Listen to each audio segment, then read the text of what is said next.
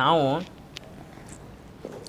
ಈಗ ಒಂದು 10th ಓದಿರ್ತಾರೆ, ಪಿ ಯು ಸಿಗೆ ಹಾಸ್ಟ್ಲ್ ಓದಬೇಕು ಅಂತ ಓದೋರು ಎಷ್ಟೋ ಜನ ಮಕ್ಕಳು ಹಾಸ್ಟ್ಲ್ ಇರಲ್ಲ ಅಂತ ಜಗಳ ಬಂದಿದೆ, ಗಂಡಾಗಲಿ ಹೆಣ್ಣಾಗಲಿ.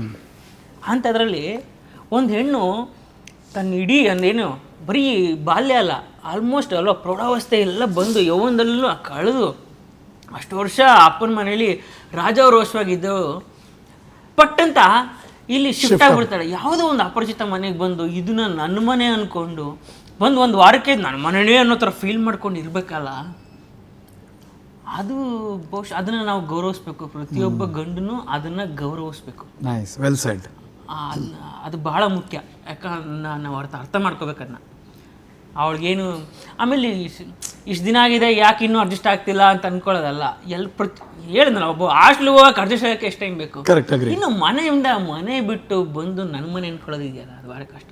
ಸೊ ಅದಕ್ಕೆ ಆ ಇಡೀ ಆ ಗೆಳೆಯರಾಗಲಿ ಸಂಬಂಧಿಕರಾಗಲಿ, ಸೊ ಆ ಹೆಣ್ಣನ್ನು ಎಷ್ಟು ಚೆನ್ನಾಗಿ ನೋಡ್ಕೋತಾರಲ್ಲ, ಆ ಮನೆ ಅಷ್ಟು ಚೆನ್ನಾಗಿರುತ್ತೆ.